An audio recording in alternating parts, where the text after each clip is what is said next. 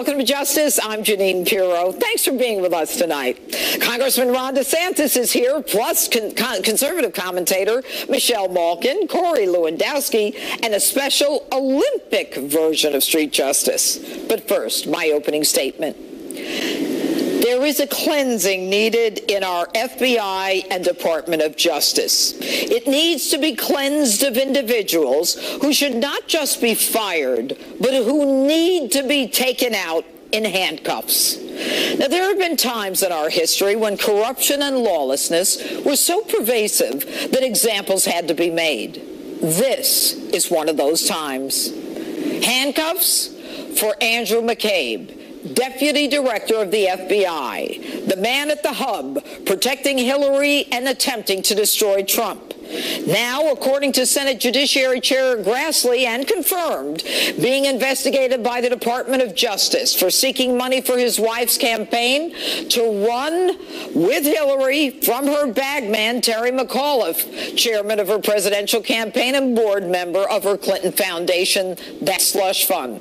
All the while, McCabe was investigating both Hillary and McAuliffe.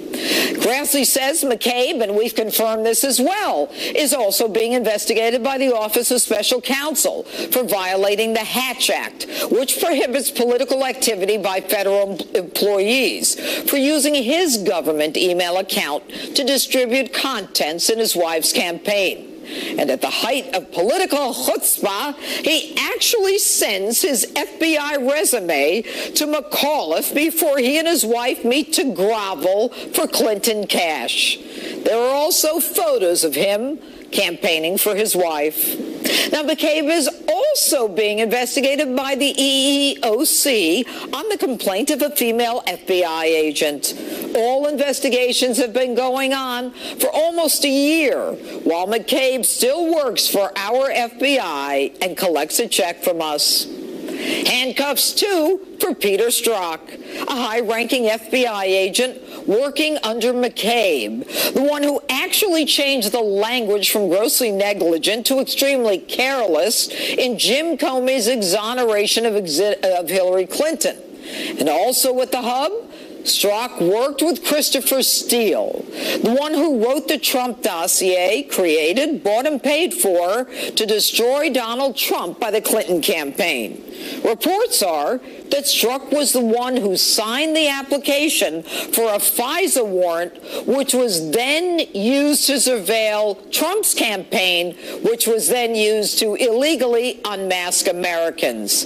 But of course, the new director of the FBI, Christopher Wray, refuses to give up that information. And Strzok, after being loaned from the FBI to Mueller's team, almost one and the same at this point, is removed from Mueller's team because of anti-Trump text messages to his mistress, a lawyer for the FBI.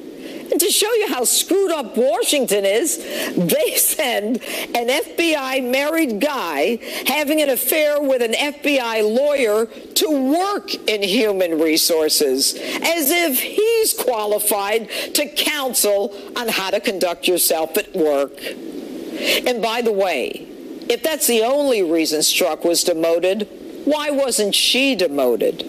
Maybe because that's not the only reason. And Bruce Orr, Assistant Deputy Attorney General, another beaut. He secretly meets with the guys from Fusion GPS, the ones who received money indirectly from the Clinton campaign to write the fake dossier bought and paid for by the Clinton campaign to destroy Trump.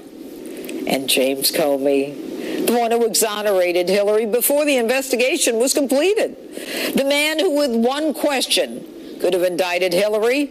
Did you send United States classified information on an unsecure server? If she says yes, that's a crime. And if she says no, that's a lie. You remember Comey, the one who conducts himself in a holier-than-thou manner. People at the FBI called him Cardinal Comey behind his back. So political, so corrupt. He decides to take over the Attorney General's job to announce No charges against Hillary. The one warning Hillary Clinton at every stage what he's looking for: her iPhone, her laptop, her server, giving her the chance to delete 33,000 emails and then permission to obstruct justice with a hammer, bleach bit, and a delete button. Now, you remember when Comey reopened Hillary's case in October, before the election, right after he exonerated her? Everyone started saying, look, this guy is so fair. Folks, he wasn't being fair. The NYPD was going to out him when they found classified information on dirtbag pervert Anthony Weiner's laptop from Uma and Hillary and Robert Mueller. In a year with a team dedicated to destroying Donald Trump, he can't come up with one piece of evidence. And as hard as the mainstream media tries to make stuff up, like Brian Ross with ABC, CNN, Bloomberg, Reuters, and the Washington Post, all in 1 week, they have nothing. So this week, Christopher Wray, the new FBI director, refuses to provide Congress with information. Did Peter Strzok help produce and present the application to the FISA court to secure a warrant to spy on Americans associated with the Trump campaign? Congressman, I'm not prepared to discuss anything about a FISA process in this setting. What was presented to the FISA court? I do not believe that I can legally and appropriately share a FISA court submission with this committee. In truth, nothing prohibits the FBI from giving Congress that information. So why is Wray punting? Because a politically contrived dossier used by the FBI to generate surveillance on Trump by the opposing party in a presidential election spells disaster. For the better part of the last year, you and I have watched together as members of Congress beat their chest every time they have a hearing. Well, I, for one, am tired of investigations, politicians posturing. Something more has to be done. The stench coming out of the Justice Department and the FBI is like that of a third world country where money and bullies and clubs decide elections. It all started when Cardinal Comey destroyed our FBI with political hacks to set events in motion to destroy the Republic because they didn't like the man we chose to be our president. Well, it's time to take them out in cuffs. And that's my open. Tell me what you think on my Facebook page, Twitter, and Instagram, #Judge Jeanine. And here with reaction to my opening statement and all of the developing news of the day, conservative columnist and CRTV host, Michelle Malkin. All right, good evening, Michelle. Your thoughts on my open? Judge, I think you're absolutely right that there needs to be a root and branch removal of this cesspool of crap weasels that's infested the highest echelons of all of our law enforcement agencies and, unfortunately, many of our national security apparatuses as well. And so why isn't it happening? Michelle, why isn't it happening? Yes. Well, I think that you put your finger on it, Judge, when you talked about some of the fecklessness and, unfortunately, the ineffectiveness of so many of these House investigations that have not produced actual results. And whether it's marching some of these crap weasels out in handcuffs or simply getting rid of the corruption that is a legacy of Obama, but who's going to march them happening. out, Michelle? If Jeff Sessions isn't going to march them out, Christopher Wray still allows Andrew McCabe to work under him. And you've got this guy Strzok. I mean, really, the guys working in HR were paying him while he had an affair and is anti-Trump? I mean, what needs to be done? Does Rod Rosenstein need to go? He's the guy who apparently Senator Grassley's been sending letters to for almost a year. He won't even answer them. Yeah, so I think that this falls on the Republican leadership in Washington, D.C., which, of course, is so much of an oxymoron. And then to the extent that our president can exercise his executive authority here, I think he needs to do so. Again, I think it's very important to understand, Judge, that this is a legacy of the Obama years. And where there is culture of corruption smoke, there is culture of corruption fire, and you've just laid out that we've got an inferno setting these institutions on fire. And I think, you know, I understand that it's incredibly frustrating for the public, but right now the best thing that we can do is shed as much exposure and sunlight on it. And a lot of people are waiting for this Inspector General's report to come out. But you know what, Michelle, I don't mean to interrupt you. Look, I was a DA, I was a prosecutor, I ran an office, okay? I don't need some outside guy to tell me when they're doing things illegally. That's what I do for a living. I'm a prosecutor. I need to wait for someone to tell me it's against the law. It is against the law. It's prima facie against the law what they're doing.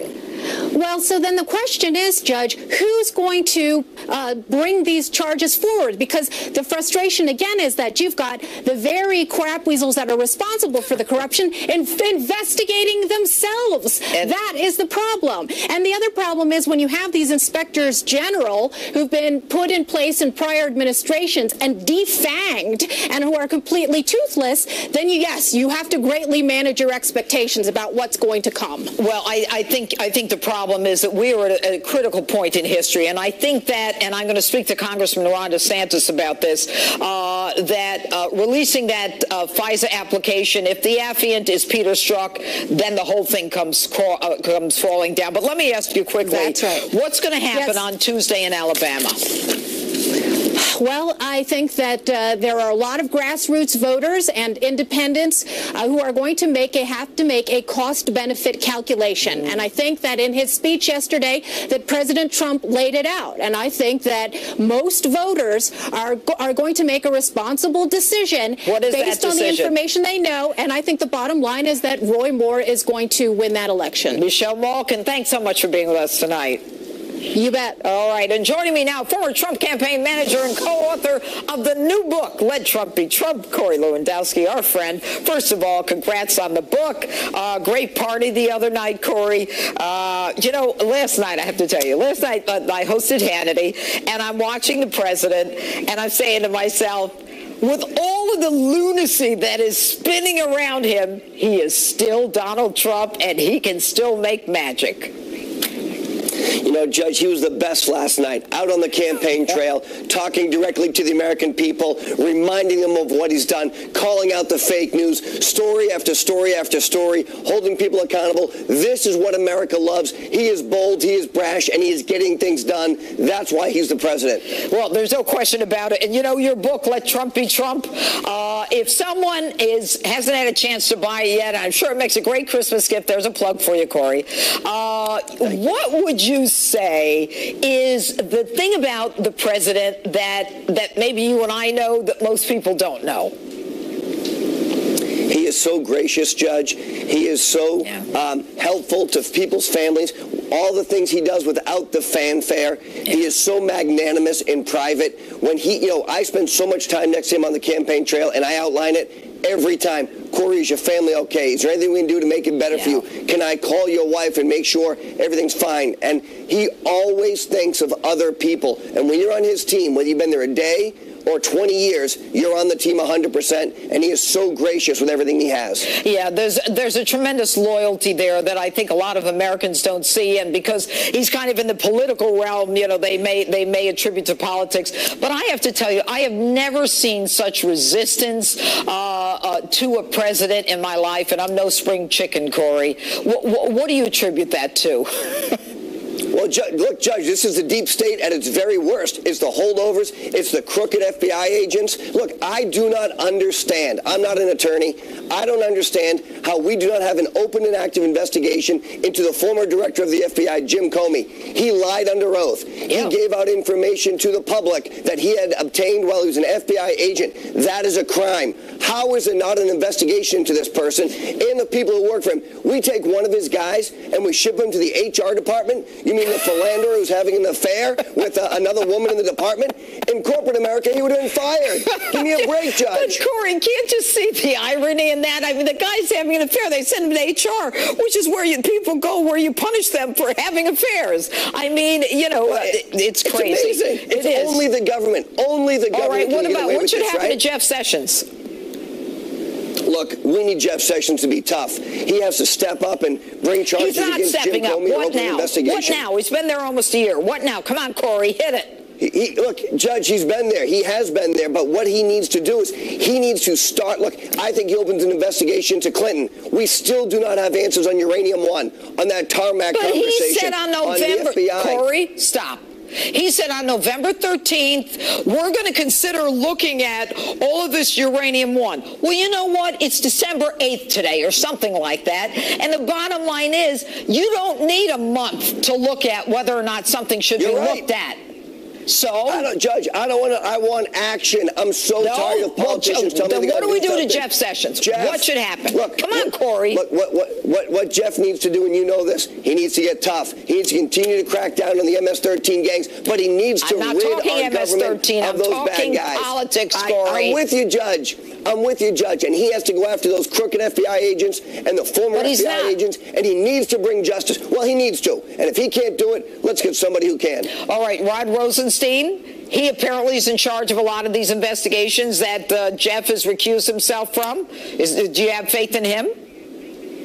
You know, I don't know Rod at all. I've never met him. I don't know how he ended up in the position he's in, and I still wonder, what his relationship is with Jim Comey and those guys, because it's my understanding, like so many others, there's been a relationship between these guys, and I get very concerned when that happens. They're part of the same club, drink at the same watering hole. Corey Lewandowski, thanks so much for being with us tonight. Thank you, Judge. All right, and street justice still ahead tonight. But next, it's a potent panel primed to throw punches. CPAC Chairman Matt Schlapp, Democracy for America's Neil Soroka, grab some popcorn, get a glass of water. The panel does battle next.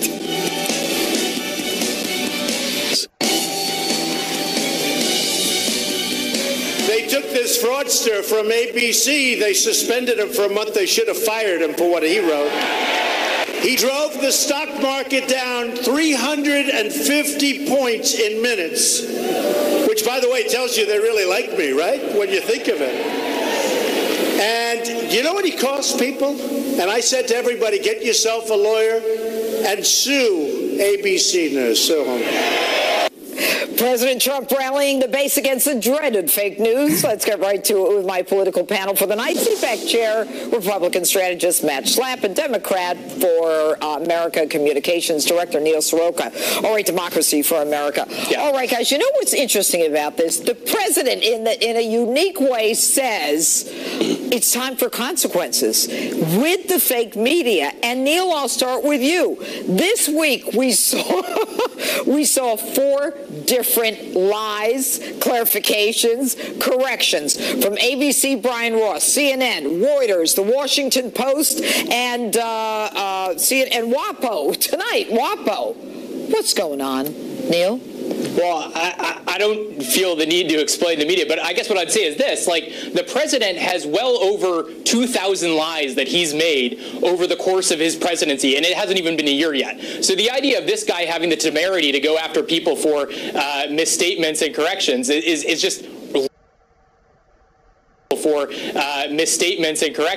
is just ludicrous. Okay. I mean, we have a guy who has no semblance of the truth. This is a guy who thinks that he won the majority of votes when that wasn't the case. He never said he won the majority of votes. But anyway, Matt, Judge, go ahead, that's Matt. just not true. Matt, okay, so right that's true. That's Matt, fake news. I think it's very important to remember that we elect presidents on electoral votes, and that was a landslide. Let me finish. Neil, I'm going to cut your mic. One at a time, please. Wouldn't be surprised. The other thing, Neil, is when you say the president lied 2,000 times, I'd like you to make the citation of the organization, because these fact-checking organizations that Facebook and other media companies are using are funded by George Soros. It's the Washington Post that's doing it. Yes. Jeff Bezos. Sorry. Okay, I got my wrong left-wing billionaire. And the fact is this. The media is trying to prosecute a case. The media is trying to prosecute a case against Donald Trump, and the fact is they're getting the facts wrong, and the American people are watching. Donald Trump gets multiple facts wrong each day. The man can't open his mouth without telling a lie.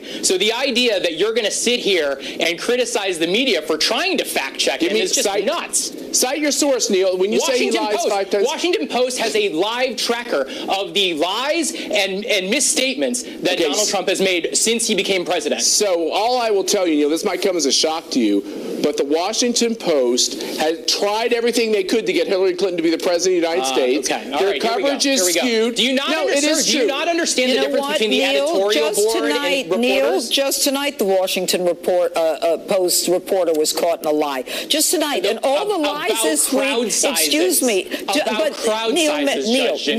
Neil, Judge, the president lied about crowd sizes. Neil, Judge, just tonight, it's all anti-Trump. That's the point. The mainstream media is all anti-Trump. Oh, here we go again. The incessant whining about the media is why this president is one of the lowest approval ratings in history of polling. Which is also fake news. The fact is they got every Neil. So everything that doesn't work out for you is fake. Neil, let me talk. I'll let you talk. How about that? Great. Here's the fact. Right, the American people know.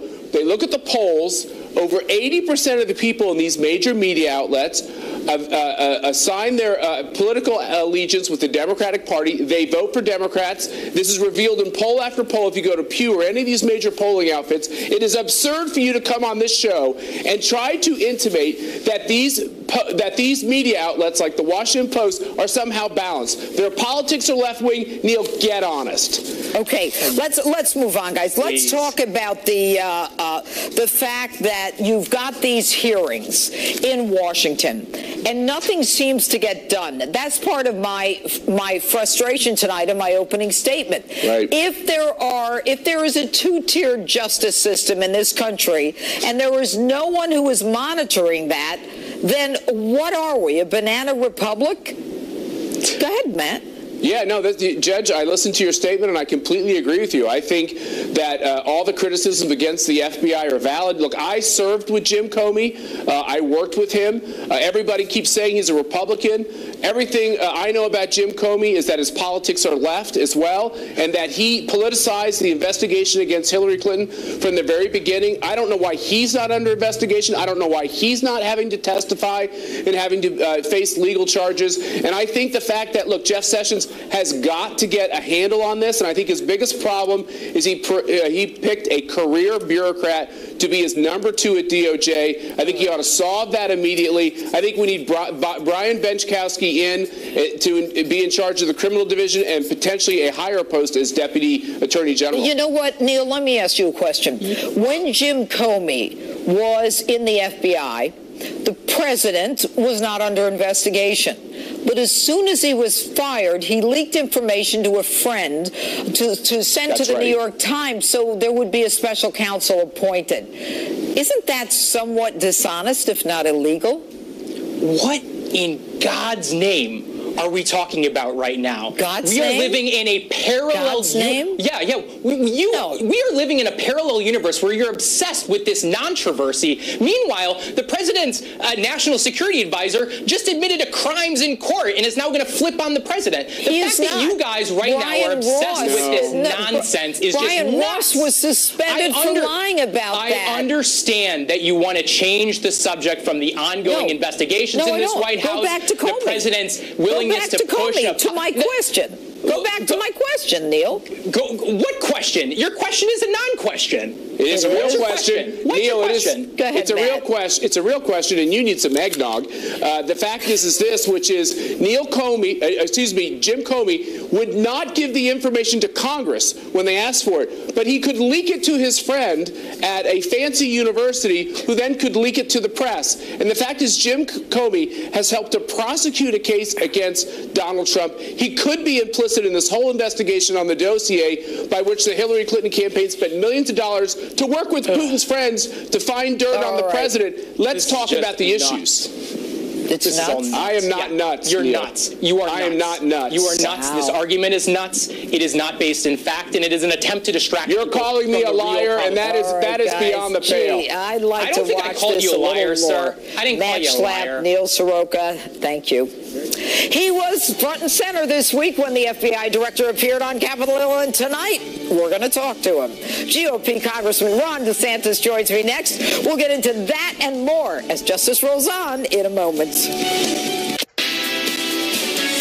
Live from America's News headquarters, I'm Marianne Rafferty. 6 major wildfires still burning in Southern California at this hour, and experts are saying a high fire risk is expected to last into January. Nearly 800 homes have been destroyed so far. 270 square miles have been scorched. Thousands of people have been evacuated.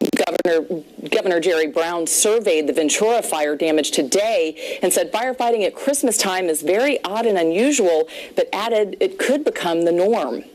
And firefighters remain on the scene of a small plane crash in San Diego. In a San Diego neighborhood, 2 people on board the plane were killed. Officials not sure if anyone was inside the home at the time of the crash. One witness there said they were watching the plane circling and thought it might land on a nearby highway. We'll have more on this story as it develops. I'm Marianne Rafferty. Now back to Justice with Judge Jeanine.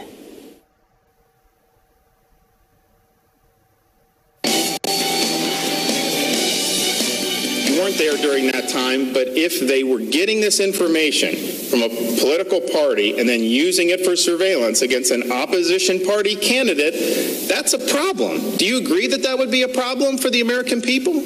I do agree, Congressman, that any inappropriate use of the FISA process for political purposes is something that we should all be very concerned about and take very seriously.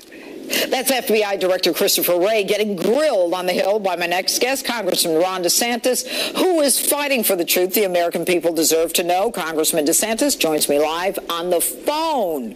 Okay, so we couldn't get you to a studio. Congressman, we appreciate your being here. Did you get any answers that day when you sat and Christopher Wray appeared before you? Not what we had hoped for, Judge. There's a number of pieces of evidence that Congress needs to have access to, starting from the role of this guy, Peter Strzok, who got removed from Mueller's investigation. He was the lead agent for Hillary, conducted the interview of things like Cheryl Mills. I think he was involved in the dossier. We want to know what his role is, whether the FBI paid for the dossier, whether Strzok was involved in using the dossier to get surveillance. We got answers of none of those. Okay, now, given that you did not get answers, and we've been asking questions for the better part of a year, the question now is, and you can understand the frustration of the American people, the question is, we don't want to keep with this every day, let's ask another question, we want answers. So, let's talk about contempt. Senator Grassley, chair of the Senate Judiciary Committee, has sent 3 letters to Deputy Attorney General Rod Rosenstein. And Rod Rosenstein has not answered any of them about Andrew McCabe and the FBI and the investigations of him by the DOJ, by the Inspector General, by the Office of Special Counsel, EEOC. And what do you do to get answers from Rosenstein? Well, he's going to come before the House Judiciary Committee on Wednesday, and it's my belief that if he's not willing to produce those answers, if he's not willing to produce some of the information that we've been asking about now for months, then Congress needs to hold him in contempt. You can't just thumb your nose at the American people and not produce documents and not produce witnesses that Congress is entitled to and think you're just going to get away with it. All right. Christopher Wray did not answer a lot of the questions, especially a question from Jim Jordan regarding whether or not Peter Strzok was the affiant on that application for the FISA warrant. If that were the case, of course, then there is a disaster for this nation where the FBI is getting involved in a presidential campaign with a fake dossier to destroy an opposing political party. So we didn't get an answer from Christopher Wray when the truth is he didn't have a legal reason to prevent us from finding out who signed that affidavit for the warrant. All right? What do we do to Christopher Wray? Classified. Right. It is not classified. It's not sources and methods. there are some interesting information about what may be in that affidavit, but we weren't even asking about that. We were just asking about what struck the affiant, and then did he use information gleaned from the dossier? Very simple question. So Devin Nunes, who's been doing a great job, he has warned both the FBI director and Rosenstein, the Deputy Attorney General, that they're walking into a potential contempt of Congress. All and right. I told the FBI director that myself. I said, your answers aren't acceptable. I have a short period of time left. Do that. Congressman, Christopher Wray, head of the FBI, will refuse to give you information. Rosenstein, I believe, is going to refuse to give you information. Are you, and do you have permission of the leadership, Paul Ryan, to hold Rosenstein in contempt if he appears in Congress and does not give you the answers that you want? Yes, so I spoke, Jim Jordan and I spoke with the Speaker. He correctly says we deserve this information. He wants the information. If we can get that before the hearing, great. But if not, he is absolutely prepared to authorize a contempt citation against the Deputy Attorney General. And just think about that, being held in contempt. Eric Holder, I think, was the only other high government official who's been held in contempt, in the last many years. But Congressman, nothing happened to Eric. He was held in contempt. We want a contempt, if that is deserved, and then a sanction for contempt. Anyway, Ron DeSantis, Congressman, we'll have you on next weekend to hear what happens. Thank you. Thanks, Judge. Have a good one. And what's the most outrageous thing you heard this week? Michael Tamaro is next, and we'll run down our list. Don't go away.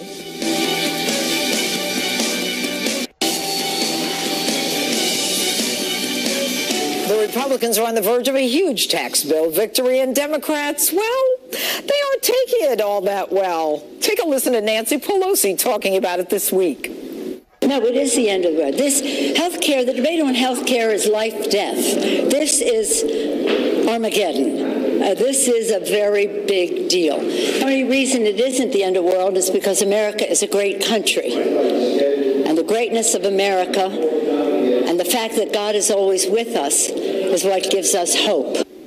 Armageddon. And that's just one of the most outrageous things I heard this week. Joining me now to talk about it all is Michael Tamaro, host of In the Foxlight. Yes, Judge Jeanine. Is it Armageddon? It's always Armageddon with these guys. With this group, it's always, especially when it comes to Republicans. Republicans are always Nazis, and it's always Armageddon. She's like Janet Leigh in Psycho when that curtain opens up and she sees a Republican. She's in that perpetual state. Yeah, but Janet Leigh was right. Somebody did have a knife in that, didn't they? Well, here's the thing when it comes to Nancy Pelosi. Yeah. She's not afraid of this bill not working.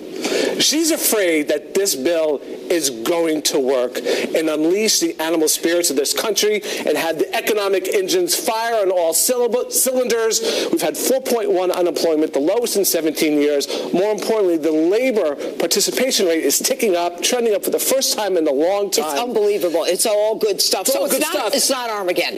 All right, let's move on because there's a lot of great lines we have. Then we had Bernie Sanders, and I think we have sound on that one. Let me take it a little step further. We have a president of the United States who acknowledged on a tape, widely seen all over this country, that he assaulted women. So I would hope that maybe the president of the United States might pay attention to what's going on and also think about resigning. Crazy Bernie. I mean, can you really take seriously a guy who looks like he belongs in the balcony of the Muppet Show? I mean, here's the thing. He wants Donald Trump to resign because he wants to run in 2020, and he knows he can't go up against someone like Donald Trump. He'd rather run against some milquetoast Republican. But you know what's interesting, Michael? I didn't hear Bernie Sanders say anybody should resign other than Donald Trump. Oh, it's always of course. Of course. All right, listen. Then we're going to go to Chelsea Handler. Now, she is, it's on the screen up there, her Twitter handle, she says, just evacuated my house. It's like Donald Trump is setting the world on fire, literally and figuratively. Stay safe, everyone. Dark times. I mean, you're evacuating your house and you're thinking about Donald Trump? No, he is setting the world on fire, literally. Is she nuts? Yes, she is the CEO of the unhinged Hollywood movement right now, and that's Chief Expletive Officer. Oh, She's had one foul tweet after another when it comes to Donald Trump and First Lady Melania. Okay, I got to hang on. I remember seeing, I follow some of the tweets. Isn't she in a bathtub with bubbles? Have you seen that one? I probably went past it very quickly, Judge Jeanine. Maybe that's time why on the couch she's in for me. She's in the bathtub because she's worried about the fires. But yeah, she's another one. She's a really angry woman, isn't she? She's very angry. They all need to get past this election. You know, once she has said once her Netflix series concludes, she wants to go into political activism. Well, it doesn't bode well for her because time and again she gets slammed on Twitter for whatever she has to say about this current president. She recently said that Melania doesn't know how to speak English. She knows how to speak 5 languages, Chelsea Handler. Just saying. How many do you know how to speak? Yeah, and Melania Trump is such an elegant woman. Gorgeous. I mean, Chelsea is like out of her mind. But anyway, and I understand that you have a favorite from this week. What is your favorite? It'd be Lindsey Vonn. Why? Jeanine. What she recently said she won't be representing the president at the Olympics come 2018. And, you know, the Olympics are about dropping partisanship and politics. It's about coming together as a country. She's not there to represent any particular president. She is there to represent the United States of America. But isn't that disappointing? I know that she actually said, look, I will represent the United States of America, but not Donald Trump. First of all, how do you ski for the United States and openly say you despise the president of the United States? Should she be allowed to ski under those circumstances? Oh, Judge Jeanine's dragging me into the weeds.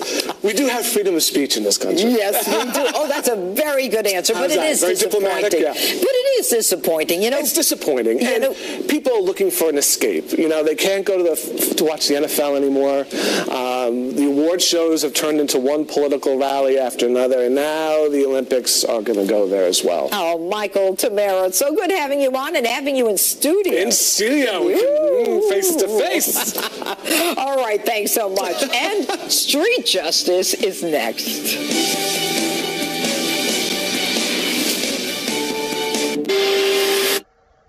Get him home.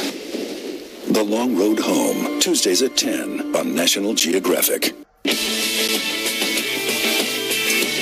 So Kill made such a big shot, I had to come to your radio studio to interview you. Absolutely. Why not? God, it's pathetic. Right. All right, so we're going to do a Fox News Fun and Gain segment. I'm sure you saw last week. Here we go. Biggest Trump supporter on Fox News, Hannity or Lou Dobbs? Wow. Who do you have? I will put it this way. You talking about on air or off air?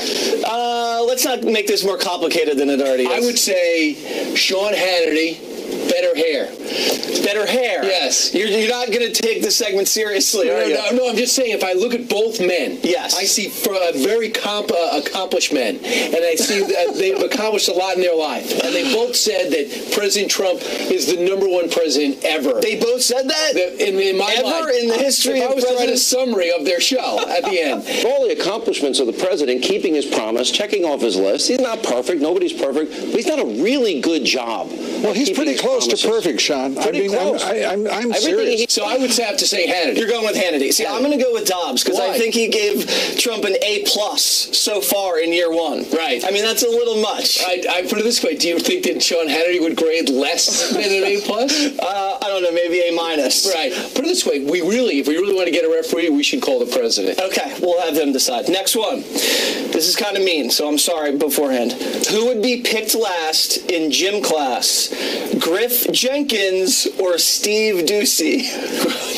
Not kind of mean. This is nice. Just mean. This is sad for you because this is, complicated. Here's a couple of things. In fairness, I've done some, I know a lot about both men. You would know? Yes. Oh, what do you know, Steve peaked 5th grade wrestling. Right? Oh, he wrestled? He wrestled, but in 5th grade they said, you're probably not going to get any better, you should drop out. Okay. So with Griff Jenkins, you have a guy who surfs, which you have good abs. You have great abs, good coordination, and when he's very Let's pliable. just let the audience know you wanted me to take my jacket off before the interview. interview. I thought it would look good. Look like a newsroom kind of work and breaking a story. But Griff also does Ironman competitions. Yes. He bikes, he runs, he swims, and he surfs. What does Steve do? It has to be a verb, right? An action word. Steve cooks. I'm not sure that's even a contact Okay, you know what? sport. This is over. So Griff Jenkins. Juicy's getting picked last. Yes. Can we agree? Thank you. Okay. You're going to have a hard time next Fox and Friends. Biggest goody two-shoes on the channel. Dana Pirro or Todd Starnes? Wow. This is a tough one. This is unbelievable. Very similar. They profile the same way. Yes. Todd Starnes more of a radio guy. Yes. Hair part on the side. Dana wears her hair down. Okay. So those are two things. Is that how we're defining this? A little bit. I'm just kind of because you did not just warm up. Jesse, keep in mind for the audience at home, and it's a big audience because I've seen them.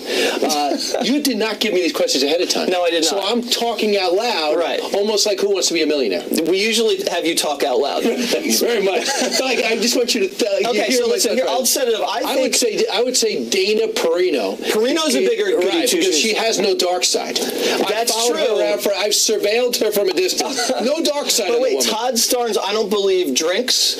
I don't believe dances. He thinks dancing's the devil. Right. So, but I know Pirro drinks. But you're not seeing the linkage. What's the linkage? If we could get Todd to drink, he'd dance. So I think yes. So what are we going with? You're going with Pirino's the bigger goody two shoes. Dana Pirro, in fairness to Todd, nobody's better. This is a toss-up. I can't decide. Next one. Cushiest gig on the network. Phil Keating or Phil Keating?